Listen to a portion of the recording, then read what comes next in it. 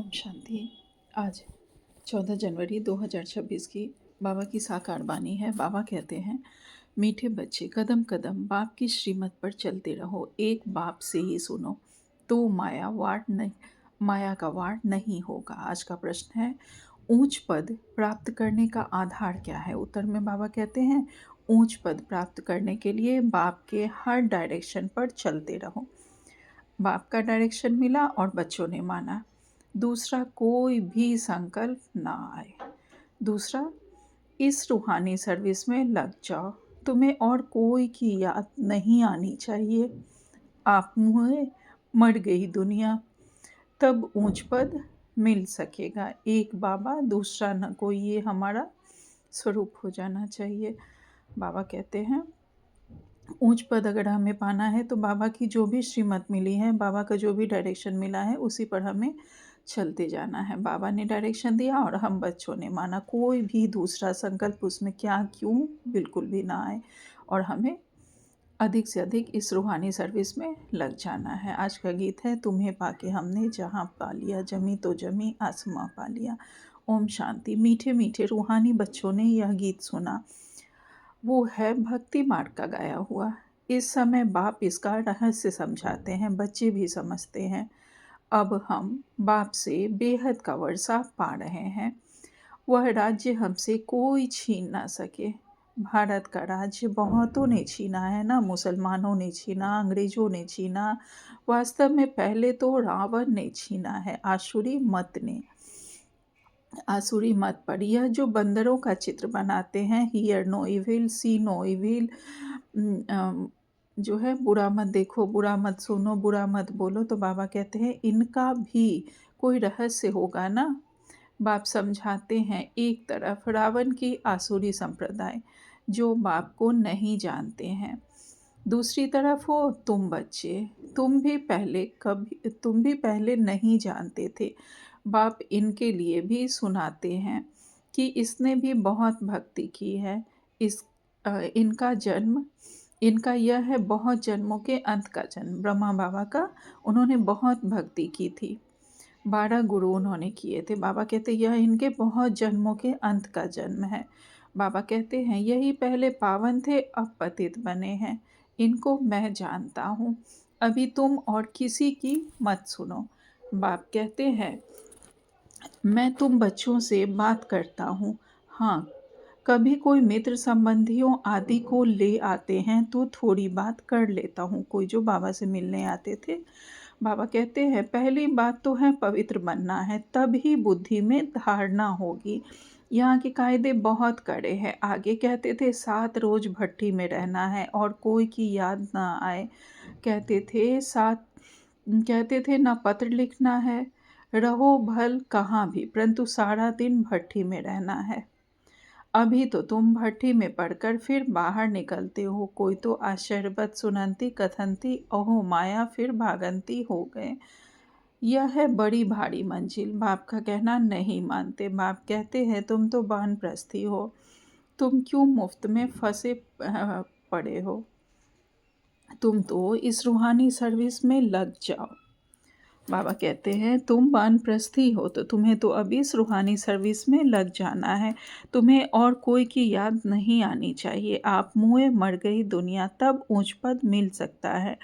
तुम्हारा पुरुषार्थ ही है नर से नारायण बनने का। कदम कदम बाप के डायरेक्शन पर चलना पड़े, परंतु इसमें भी हिम्मत चाहिए। सिर्फ कहने की बात नहीं है, मोह की रग कम नहीं है।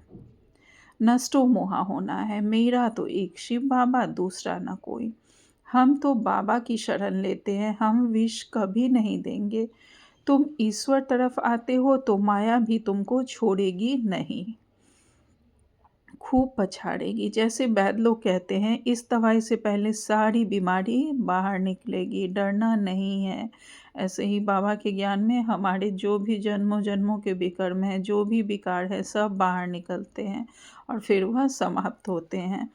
तो ऐसे ही जैसे आयुर्वेदिक होम्योपैथिक दवाई में कहते हैं कि पहले बीमारियां सारी बाहर निकलेगी, तो इसे डरना नहीं है, जड़ से फिर वो समाप्त हो जाएगी।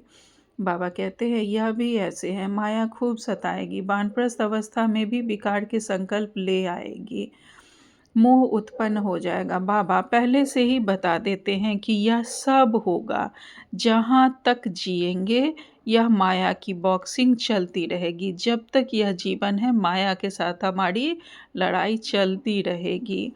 जो भी पांचों विकार हैं वो सब आते रहेंगे। भल वानप्रस्थ अवस्था 60 के बाद की भी अवस्था होती है, फिर भी विकार के संकल्प आ जाते हैं, मोह उत्पन्न हो जाता है, क्रोध आ जाता है, अहंकार आता है। तो बाबा कहते हैं माया की बॉक्सिंग चलती रहेगी।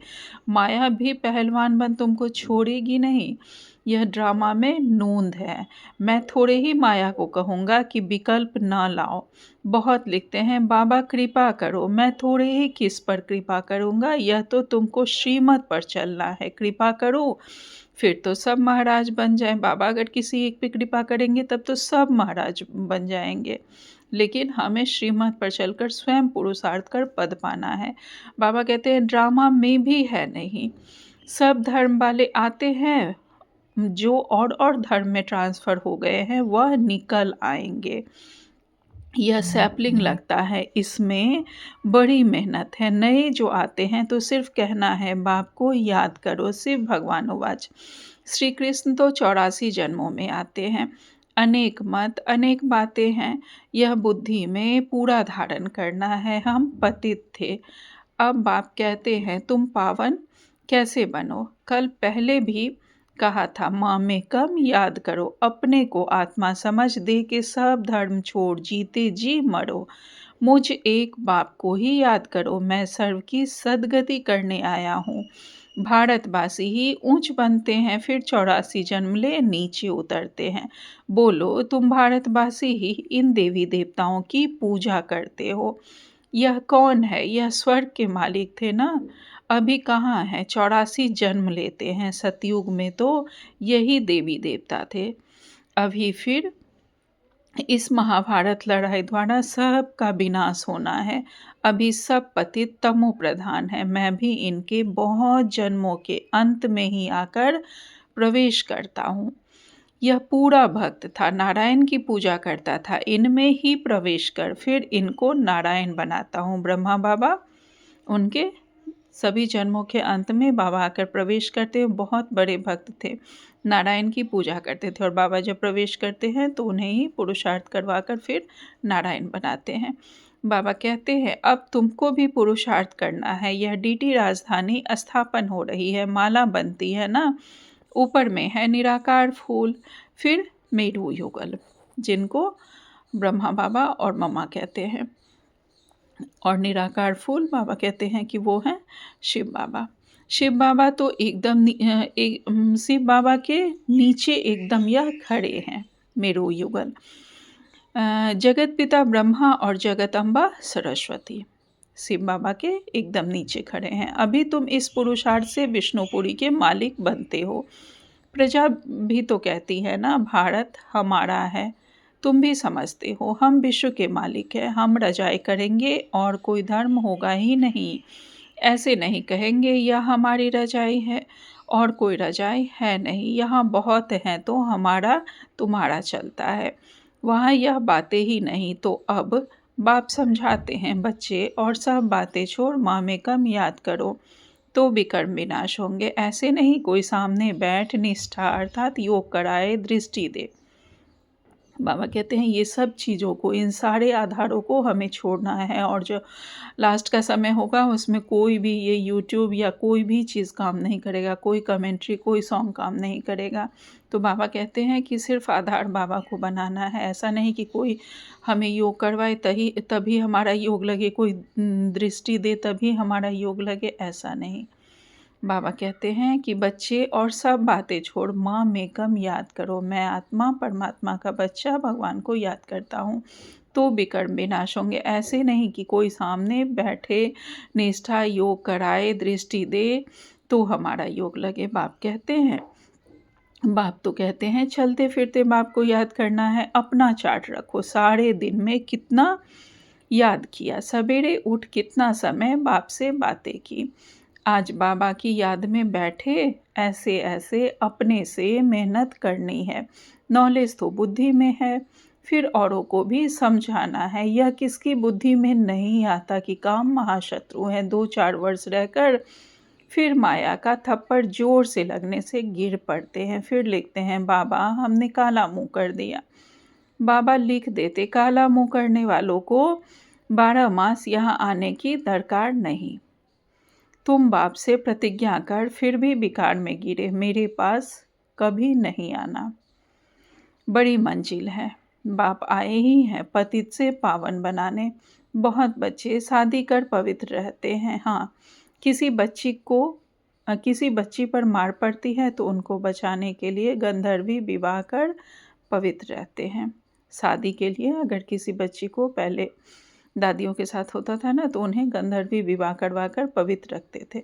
बाबा कहते हैं उसमें भी कोई कोई को तो नाक से माया पकड़ लेती है, हाड़ खा लेते हैं। स्त्रियां भी बहुत हाड़ खा लेती है। बाप कहते हैं तुम तो शुभ न खाओ, यह सब नाम इस समय के ही है। यहाँ तो बाबा कोई भिखारी को बैठने भी ना दे। कदम कदम पर बाप से राय लेनी पड़े, सरेंडर हो जाए तो फिर बाप कहेंगे अब ट्रस्टी बनो। राय पर चलते रहो, पोथा मेल बताएंगे तब तो राय देंगे। यह बड़ी समझने की बातें हैं। तुम भोग भल लगाओ, परंतु मैं खाता नहीं हूँ, मैं तो दाता हूँ। बाबा को भल हम भोग लगाते हैं, लेकिन वो तो बाबा हम बच्चों के लिए ही लगवाते हैं जो बनता है। तो बाबा कहते हैं मैं तो दाता हूँ, मैं देने वाला हूँ, मैं लेता नहीं हूँ। बाबा कहते हैं अच्छा। मीठे मीठे से गिनते बच्चों प्रति माता पिता बाप दादा का याद प्यार और गुड मॉर्निंग। रूहानी बाप की रूहानी बच्चों को नमस्ते।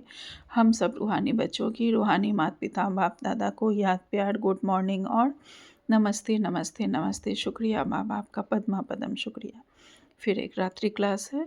बाबा कहते हैं पास्ट जो हो गया उसको रिवाइज करने से जिनकी कमज़ोर दिल है उन्हों के दिल की कमजोरी भी रिवाइज हो जाती है जब हम बीती को याद करते हैं। तो इसलिए बच्चों को ड्रामा के पट्टे पर ठहराया गया है। मुख्य फ़ायदा है ही याद से ही आयु बड़ी होनी है।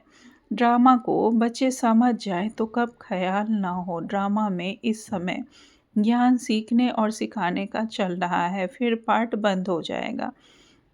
ना बाप का ना हमारा पाठ रहेगा, ना ब्रह्मा बाबा का ना शिव बाबा का, जो अब हो ही गया, पाठ रहेगा। बाबा कहते हैं ना उनका देने का पाठ ना हमारा लेने का पाठ होगा। तो एक हो जाएंगे ना, हमारा पाठ नई दुनिया में हो जाएगा। बाबा का पाठ शांति धाम में होगा। शिव बाबा का पाठ का रील भरा हुआ है ना, हमारा प्रारब्ध का पाठ, बाबा का शांति धाम का पाठ। ब्रह्मा बाबा का प्रारब्ध का पाठ सतयुग में शुरू हो जाएगा फिर, और शिव बाबा का शांति धाम का पाठ होगा। बाबा कहते हैं देने और लेने का पाठ पूरा हुआ, ड्रामा ही पूरा हुआ। फिर हम राज्य करने आएंगे, वह पाठ चेंज होगा। ज्ञान स्टॉप हो जाएगा, हम वह बन जाएंगे। ज्ञान समाप्त हो जाएगा और ज्ञान के हम स्वरूप बन जाएंगे। पाठ ही पूरा तो बाकी फर्क नहीं रहेगा। बच्चे और बाप का भी पाठ नहीं रहेगा। यह भी ज्ञान को पूरा ले लेते हैं, उनके पास भी कुछ रहता ही नहीं है। ना देने वाले के पास रहे ना लेने वाले में कमी रहे, तो दोनों एक दो के समान हो गए। देने वाले ने सारा ज्ञान हम बच्चों को दे दिया, और हम लोगों ने भी अगर हम अच्छे से पुरुषार्थ करते हैं तो सारा ज्ञान बाबा हमें दे देते हैं। लेकिन वही हम पुरुषार्थ कर ले नहीं पाते हैं। अगर हम सारा ज्ञान ले ले तो हम दोनों परमात्मा और आत्मा हम एक समान हो जाते हैं। तो बाबा कहते हैं दोनों एक दो के समान हो गए। इसमें विचार सागर मंथन करने की बुद्धि चाहिए। खास पुरुषार्थ है याद की यात्रा का। बाप बैठ समझाते हैं, सुनाने में तो मोटी बात हो जाती है, बुद्धि तो सूक्ष्म है ना, अंदर में जानते हैं शिव बाबा का रूप क्या है। समझाने में मोटा रूप हो जाता है, भक्ति मार्ग में बड़ा लिंग बना देते हैं। आत्मा है तो छोटी ना, यह है कुदरत, कहाँ तक अंत पाएंगे, फिर पिछाड़ी में बेअंत कह देते। बाबा ने समझाया है सारा पाठ आत्मा में भरा हुआ है, यह कुदरत है, अंत नहीं पाया जाता। अंत नहीं पाया जा सकता है। सृष्टि चक्र का अंत तो पाते हैं रचयिता और रचना के आदि मध्य अंत को तुम ही जानते हो। बाबा नॉलेजफुल है, फिर हम भी फुल हो जाएंगे। हम भी बाबा से सारा ज्ञान लेकर फुल हो जाएंगे। पाने के लिए कुछ रहेगा नहीं। बाप इसमें प्रवेश कर पढ़ाते हैं। वह है बिंदी। आत्मा का व परमात्मा का साक्षात्कार होने से खुशी थोड़ी ही होती है। बाबा कहते हैं वह है बिंदी। आत्मा का व परमात्मा का साक्षात्कार होने से खुशी थोड़ी ही होती है। मेहनत कर बाप को याद करना है तो विकर्म विनाश होंगे। साक्षात्कार से कुछ नहीं होना है, इसलिए हमें उसमें नहीं जाना है। मेहनत कर बाबा को जितना याद करेंगे, ज्वालामुखी योग हम करेंगे, हमारे विकर्म विनाश होंगे। बिंदु स्वरूप का हम जितना प्रैक्टिस करेंगे। बाप कहते हैं मेरे में ज्ञान बंद हो जाएगा तो तेरे में भी बंद हो जाएगा। नॉलेज ले ऊंच बन जाते हैं, सभी कुछ ले लेते हैं, फिर भी बाप तो बाप है ना। तुम आत्माएं आत्मा ही रहेंगे, बाप होकर तो नहीं रहेंगे। यह तो ज्ञान है। बाप बाप है और बच्चे बच्चे हैं। यह सभी विचार सागर मंथन कर डीप में जाने की बातें हैं। यह भी जानते हैं जाना तो सभी को है, सभी चले जाने वाले हैं, बाकी आत्मा जाकर रहेगी। सारी दुनिया ही खत्म होनी है, इसमें निडर रहना होता है। पुरुषार्थ करना है निडर हो रहने का। शरीर आदि का कोई भी भान ना आवे, उसी अवस्था में जाना है। बाप आप समान बनाते हैं, तुम बच्चे भी आप समान बनाते रहते हो। एक बाप की ही याद में रहे ऐसा पुरुषार्थ करना है। अभी टाइम पड़ा है, यह रिहर्सल तीखी करनी पड़े। प्रैक्टिस नहीं होगी तो खड़े हो जाएंगे, टांगे थिरकने लग पड़ेगी और हार्ट फेल अचानक होता रहेगा। बाबा कहते हैं तमो प्रधान शरीर को हार्ट फेल होने में देरी थोड़ी ही लगती है। जितना अशरीरी होते जाएंगे, बाप को याद करते रहेंगे, उतना नज़दीक आते जाएंगे। योग वाले ही निडर रहेंगे। योग से शक्ति मिलती है, ज्ञान से धन मिलता है। योग से हमें शक्ति मिलती है और ज्ञान से हम ज्ञान धन से भरपूर होते हैं। वो हमारी प्रॉपर्टी होती है। कहते हैं ना कि ज्ञान ऐसा धन है जिसे कोई नहीं चुरा सकता है। तो ज्ञान से हमें ज्ञान धन मिलता है। बच्चों को चाहिए शक्ति, तो शक्ति पाने के लिए बाप को याद करते रहो। आत्मा है अविनाशी, बाबा है अविनाशी सर्जन। वह कब पेशेंट बन ना सके, बाबा कभी पेशेंट नहीं बन सकते। बाबा कहते हैं अभी बाप कहते तुम अपनी अविनाशी दवाई करते रहो। हम ऐसी संजीवनी बूटी देते हैं जो कब कोई बीमार ना पड़े। सिर्फ पतित पावन बाप को याद करते रहो तो पावन बन जाएंगे। देवताएं सदैव निरोगी पावन है ना। बच्चों को यह तो निश्चय हो गया है, हम कल्प कल्प बरसा लेते हैं। इम्पोरियल टाइम बाप आया है, जैसे अभी आया है। बाबा जो सिखलाते समझाते हैं यही राजयोग है। वह गीता आदि सभी भक्ति मार्ग के हैं। यह ज्ञान मार्ग बाप ही बताते हैं। बाप ही आकर नीचे से ऊपर उठाते हैं। जो पक्के निश्चय बुद्धि हैं वही माला का दाना बनते हैं। बच्चे समझते हैं भक्ति करते करते हम नीचे गिरते आए हैं।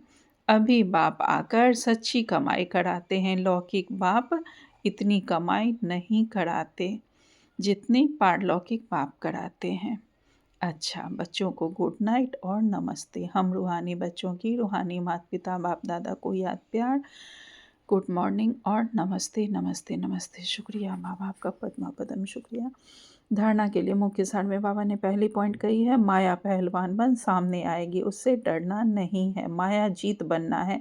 कदम कदम श्रीमत पर चल, अपने को अपने ऊपर आपे ही कृपा करनी है। दूसरी पॉइंट में बाबा कहते हैं बाप को अपना सच्चा सच्चा पोता मेल बताना है। ट्रस्टी होकर रहना है। चलते फिरते याद का अभ्यास करना है। आज बाबा ने हमें वरदान दिया है रूहानी सेवाधारी। बाबा कहते हैं रूहे गुलाब बन, दूर दूर तक रूहानी खुशबू फैलाने वाले रूहानी गुलाब, रूहानी सेवाधारी भाव। विस्तार में बाबा कहते हैं, रूहानी रूहे गुलाब अपनी रूहानी प्रीति द्वारा रूहानियत की खुशबू दूर दूर तक फैलाते हैं। हम आत्मा हैं, रूहानी गुलाब बनकर हम अपनी रूहानी प्रीति द्वारा रूहानियत की खुशबू दूर दूर तक फैलाते हैं। बाबा कहते हैं, उनकी दृष्टि में सदा सुप्रीम रूह समाया रहता है। परमात्मा सदा हमारी दृष्टि में समाये रहते हैं। बाबा कहते हैं, वे सदा रूह को देखते और रूह से बोलते। हम एक दूसरे को आत्मा देखकर देखते हैं, बोलते हैं। मैं रूह हूँ, सदा सुप्रीम रूह की छत्र छाया में चल रहा हूँ। मुझ रूह का करावनहार सुप्रीम रूह है। ऐसे हर सेकंड हुजूर को हाजिर अनुभव करने वाले सदा रूहानी खुशबू में अविनाशी और एक रस रहते हैं। यही है रूहानी सेवाधारी की नंबर 1 विशेषता। आज स्लोगन में बाबा ने कहा है, निर्विघ्न बन सेवा में आगे नंबर लेना, अर्थात नंबर 1 भाग्यशाली बनना। निर्विघ्न बनकर सेवा में आगे का नंबर लेना, बाबा कहते यही है नंबर 1 भाग्यशाली बनना। आज का व्यक्ति सारे हैं, ब्राह्मण जीवन में देह का बंधन, संबंध का बंधन, साधनों का बंधन सब खत्म हो गया ना। ब्राह्मण जीवन में देह का बंधन, संबंधों का बंधन, साधनों का बंधन सब खत्म हो गया। कोई बंधन नहीं। बंधन अपने वश करता है और संबंध स्नेह का सहयोग देता है। बंधन अपने वश करता है, वो हमें बांध कर रखता है, और संबंध स्नेह का सहयोग देता है, वो स्वतंत्र रखता है, मुक्त करता है। तो बाबा कहते हैं, तो देह के संबंधियों का देह के नाते से संबंध नहीं, लेकिन आत्मिक संबंध है। ऐसे ब्राह्मण अर्थात जीवन मुक्त। अच्छा, ओम शांति। शुक्रिया बाबा।